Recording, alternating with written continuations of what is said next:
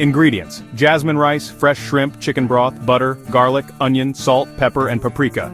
Prep the shrimp. Pat dry and season lightly with salt, pepper, and paprika. Measure 1 cup rice and 2 cups broth. Heat 1 tablespoon olive oil plus 1 tablespoon butter in a deep skillet. Add chopped onion, cook 2-3 minutes until soft, then add minced garlic and cook until fragrant. Stir in the rice so every grain is coated in butter and garlic. Toast briefly.